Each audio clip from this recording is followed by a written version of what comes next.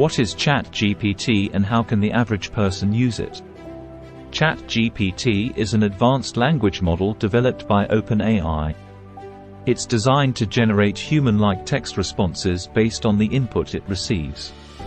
ChatGPT uses a variant of the GPT architecture, which has been trained on a diverse range of Internet text to develop a broad understanding of language patterns and contexts.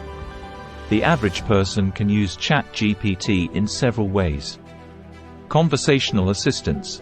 ChatGPT can engage in text-based conversations, allowing you to ask questions, seek advice, or engage in discussions on various topics. It can provide information, offer suggestions, and help with problem solving. Content generation.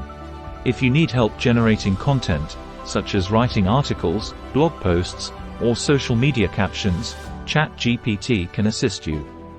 By providing prompts or discussing your ideas, ChatGPT can generate text that you can use as a starting point or for inspiration. Learning and research.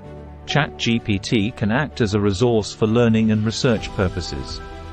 You can ask questions, seek explanations, or request information on specific subjects.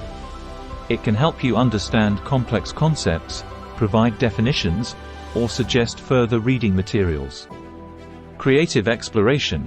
ChatGPT can be a tool for exploring creative ideas. By engaging in conversations, you can brainstorm, bounce ideas, and receive suggestions. It can assist you in developing storylines, characters, or plot twists for creative writing projects. Personal assistance. ChatGPT can act as a virtual assistant to help with personal tasks. You can use it to set reminders, manage your calendar, or create to-do lists. It can offer suggestions for restaurants, movies, or other activities based on your preferences.